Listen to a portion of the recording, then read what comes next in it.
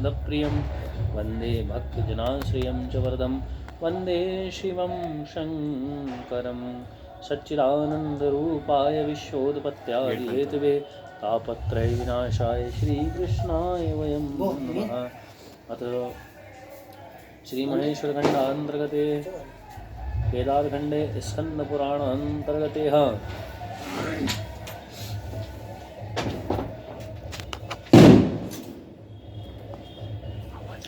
पिछली एकादशी में आपने श्रवण किया कि भगवान महादेव की पूजा में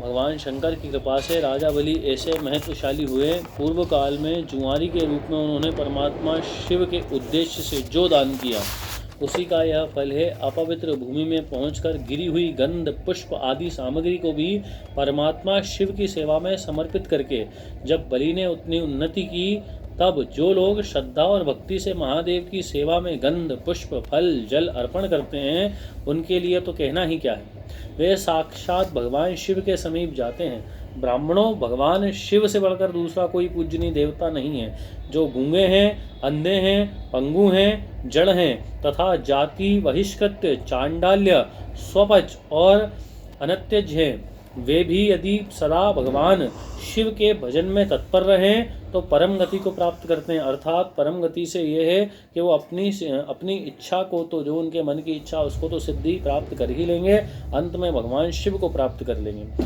अतः संपूर्ण मानुषी पुरुषों के लिए भगवान शिव ही सदा पूजनीय है।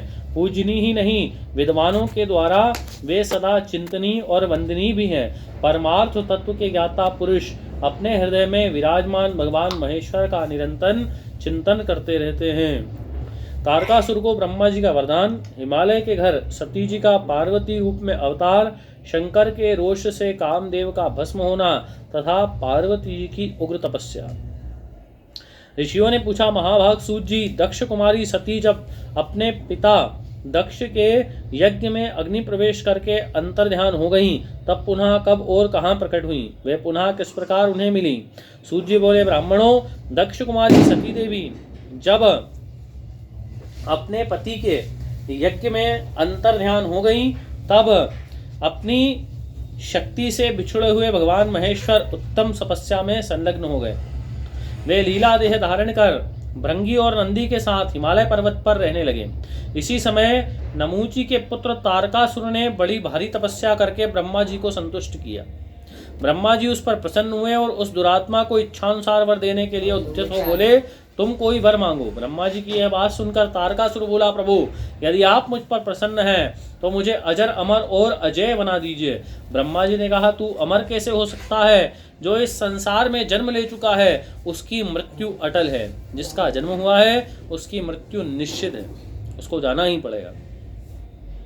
तारकासुर बोला, अब मुझे अजय बना दीजिए। ब्रह्मा जी ने कहा, दैत्यराज, तू अजय होगा इसमें संशय नहीं, परंतु एक बालक को छोड़कर अन्य सबसे तेरी अजयता रहेगी। अर्थात एक बालक ऐसा रहेगा जिससे तेरी अजयता नहीं रहेगी, बाकी सबके लिए तू अजय रहेगा, कोई नहीं मार पाएगा केवल एक बालक को छोड़ के। इस प्रकार वरदान पाकर तारकासुर बड़ा बलवान हो गया। उस समय देवता लोग राजा मुचकुंद का सहारा लेकर तारकासुर के साथ युद्ध करते और विजयी होते थे। मुचकुंद के ही बल से देवताओं ने विजय प्राप्त की। तब उन्होंने सोचा, इन दिनों हमें निरंतर युद्ध में रहना पड़ता है, ऐसे समय में हमारा क्या कर्तव्य है अथवा भविष्यवा कैसी है। ऐसा विचार करके ब्रह्मा जी के लोक में पहुँचे, सामने खड़े होकर स्तुति करने लगे। स्तुति के पश्चात बोले, महाभाग प्रभु, आप दैत्यपतियों से हमारी रक्षा कीजिए। उसी समय आकाशवाणी हुई, देवताओं, तुम जितनी जल्दी हो सके मेरी आज्ञा का यथावत पालन करो। भगवान शिव के जब कोई महाबली पुत्र उत्पन्न होगा तब वही पुनः युद्ध में तारकासुर का वध कर पाएगा। तारकासुर को कोई नहीं हरा सकता, केवल भगवान शिव का पुत्र ही हरा पाएगा। भगवान शिव जब विवाह करें तब पुत्र हो, फिर वो पुत्र बड़ा हो, फिर वो युद्ध जो है करने योग्य हो, तब जाके जो है कि तारकासुर का वध हो। जब तक ऐसा नहीं हो तब तक देवता परेशान, इसमें संशय नहीं। सबकी हृदय गुफा में निवास करने वाले भगवान शंकर जिस किसी उपाय से पत्नी का पानी ग्रहण करें अर्थात विवाह करें, तब वह तुम्हें करना चाहिए। कोई ऐसा उपाय करो जिससे भगवान शिव जी जो है कि पानी ग्रहण संस्कार हो, उनका विवाह हो। इसके लिए महान प्रयत्न करो, ऐसा यह वचन अन्यथा ही ना हो वे पावे। यह आकाशवाणी सुनकर देवताओं का बड़ा आश्चर्य हुआ। वे सब बृहस्पति जी को आगे करके हिमालय पर्वत पर आए और इस प्रकार कहने लगे, महाभाग हिमालय, तुम समस्त पर्वतों के स्वामी हो। यक्ष गंधर्व तुम्हारा सेवन करते हैं, सब तुमसे हम कुछ निवेदन करते हैं। हम सब देवताओं की बात तुम्हें माननी चाहिए। लोमश जी कहते हैं, देवताओं के इस प्रकार प्रार्थना करने पर सर्वश्रेष्ठ हिमवान हंसकर बोले, एक तो मैं अचल हूँ, चल फिर सकता नहीं, दूसरे मेरी पांखें कट गई हैं अथा उड़ नहीं सकता। ऐसी दशा में मैं आप लोगों की किस काम आ सकूंगा? आप लोगों के किस काम आ सकता हूँ? क्या सेवा कर सकता हूँ? देवताओं, यदि तारकासुर के संहार में मेरी सहायता आवश्यक है तो मैं पूछता हूँ, किस उपाय से आप लोग तारकासुर का वध करना चाहते हैं, वह शीघ्र बताइए, क्योंकि यह कार्य मेरा ही है। तब देवताओं के आकाशवाणी द्वारा कही हुई बात कह सुनाई। हिमवान सुनने के पश्चात कहने लगे, जब शिवजी के बुद्धिमान पुत्र द्वारा ही तारकासुर का वध होने वाला है, तब देवताओं के सब कार्य शुभ हों और आकाशवाणी की कही हुई यह बात सच निकले, इसके लिए आप लोगों को विशेष यत्न करना चाहिए। देवता बोले, गिरिराज, आप देवताओं का कार्य सिद्ध करने के उद्देश्य से भगवान शंकर के विवाह के लिए स्वयं ही एक कन्या उत्पन्न करें। तब हिमवान ने अपनी पत्नी से कहा, सुमुखी, तुम्हें एक श्रेष्ठ कन्या उत्पन्न करनी चाहिए। यह सुनकर मेना ने हंसते हुए कहा, महामते, मैंने आपकी बात सुन ली, परंतु कन्या स्त्रियों को शोक में डराने वाली होती हैं, अतः इस विषय में दीर्घकाल तक विचार करके आपको अपनी बुद्धि से ही हितकर प्रतीत हो वह बर्ताव करना चाहिए। अपनी प्रियतमा मेना की यह बात सुनकर परम बुद्धिमान हिमांचल ने परोपकार युक्त वचन कहा, देवी, जिस प्रकार से दूसरे के जीवन की रक्षा हो, परोपकारी पुरुषों को वही करना चाहिए। इस प्रकार पति की प्रेरणा पाकर सौभाग्यवती रानी मेना ने बड़ी प्रसन्नता के साथ अपने गर्भ में कन्या को धारण किया।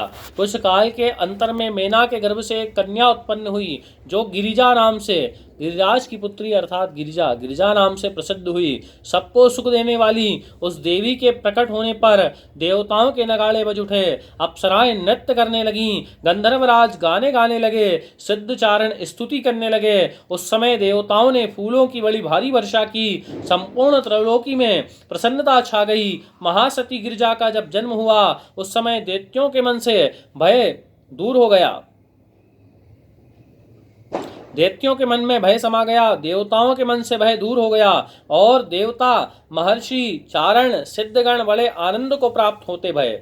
सती साध्वी गिरिजा हिमाचल के घर में दिनों दिन बढ़ने लगी। वह कल्याणमयी कन्या जब 8 वर्ष की हो गई, तब उस समय महादेव की हिमालय की कंदरा में बड़ी भारी तपस्या करने में संलग्न हो गई। महादेव की तपस्या, अपने हिमालय की कंदरा में जाकर बड़ी भारी तपस्या की महादेव की। भगवान के वीरभद्र आदि सभी पार्षद उन्हें इस ओर से घेरे रहते थे। एक दिन परम बुद्धिमान हिमवान अपनी कन्या पार्वती को साथ लेकर तपस्या में लगे हुए महादेव जी के पास उनके चरणों का दर्शन करने के लिए गए। हिमवान ने देखा, सबके स्वामी भगवान शिव तपस्या में लगे हुए हैं, उनके नेत्र बंद हैं, मस्तक पर जटाजूट शोभा पाते हैं, जिसे चंद्रमा की कला विभूषित किए हुए है। वे वेदांत वेद्य परमात्मा शिव एक श्रेष्ठ आसन पर विराजमान हैं। दर्शन करके हिमवान ने भगवान के चरणों में मस्तक झुकाया और मन ही मन बड़ी प्रसन्नता का अनुभव किया। हिमालय बड़े धैर्यवान एवं उत्कृष्ट प्राणियों के आश्रय हैं। वाणी का रहस्य समझाने वाले विद्वानों में उनका स्थान बहुत ऊंचा है। उन्होंने संपूर्ण विश्व का एकमात्र मंगल करने वाले भगवान शिव से सब प्रकार वार्तालाप किया। महादेव, मैं आपके प्रसाद से बड़ा सौभाग्यशाली हूँ। देवेश्वर, आप मुझे इस कन्या के साथ प्रतिदिन अपने दर्शन के लिए आने की आज्ञा दें। यह सुनकर देवाधिदेव महेश्वर ने कहा, पर्वतराज, इस कुमारी कन्या को घर में छोड़कर ही आप प्रतिदिन मेरे दर्शन के लिए आ सकते हैं, अन्यथा मेरा दर्शन नहीं होगा। तब हिमालय के मस्तक झुकाकर पुनः महादेव जी को कहा, भगवान क्या कारण है कि मुझे इस कन्या को साथ यहाँ नहीं आना चाहिए। भगवान शंकर ने हंसते हुए उत्तर दिया, यह कुमारी सुंदर कटी भाग से सुशोभित, पतले अंगों वाली, मृदु वचन बोलने वाली, अतः मैं तुम्हें बार बार मना करता हूं कि इस कन्या को मेरे समीप न ले आना। भगवान शंकर का यह निष्ठुर वचन सुनकर गौरांगी पार्वती तपस्वी शिव से इस प्रकार बोली, शंभो आप तपह शक्ति से संपन्न हैं और बड़ी भारी तपस्या में लगे हुए हैं। आप जैसे महात्माओं के मन में जो यह विचार उत्पन्न हुआ है वह केवल इसलिए कि यह तपस्या निर्विघ्न चलती रहती है।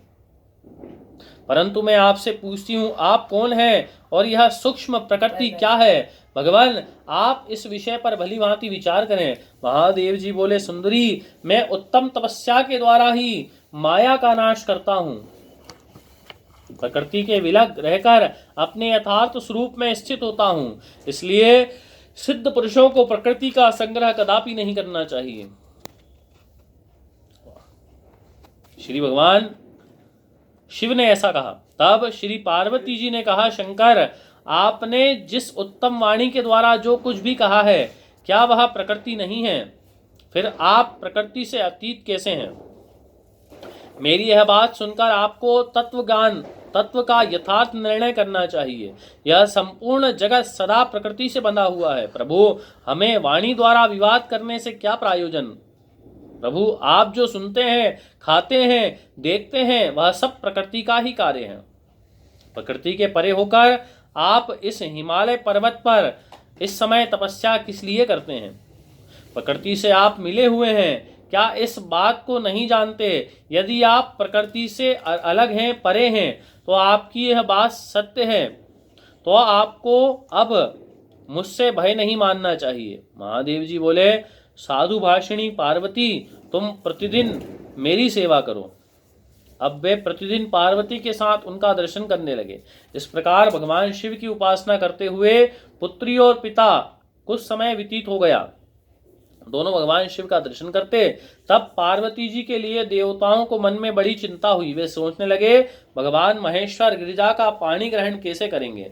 तब उन्होंने कामदेव का आवाहन किया। आवाहन करते ही इंद्र का कार्य सिद्ध करने वाला कामदेव अपनी पत्नी रति और सखा वसंत के साथ आया और देव सभा में देवराज के सम्मुख उपस्थित हो गर्वयुक्त वचन बोलने लगा। शचीपते शीघ्र आज्ञा दीजिए, आज मैं आपका कौन सा कार्य सिद्ध करूं?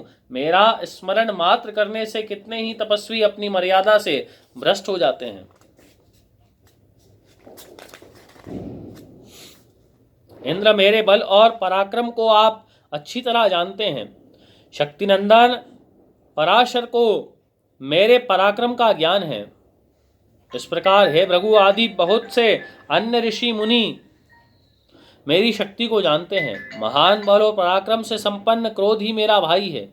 हम दोनों से संपूर्ण चराचर जगत को परास्त किया है। सबको हमने मोह महासागर में डुबो दिया है। कामदेव के गर्वीले वचन सुनकर इंद्र ने उसकी पीठ ठोकते हुए कहा, वीरवर पूर्व काल में तुमने जो जो कार्य किए हैं उसका किसी प्रकार वर्णन नहीं हो सकता। हम सब देवता तुमसे परास्त हो चुके हैं। मदन तुम सदैव हमको जीतने में समर्थ हुए हो। इस समय देवताओं का कार्य सिद्ध करने के लिए तुम भगवान शंकर पर चढ़ाई करो। महापते ऐसी चेष्टा करो जिससे भगवान शिव पार्वती के साथ विवाह कर लें। जय जय जय श्री स्कंद पुराणे केदारखंडे महेश्वर खंडांतर्गते भगवते सदाशिवार्पणमस्तु। सदाशिव प्रियंतां नमः।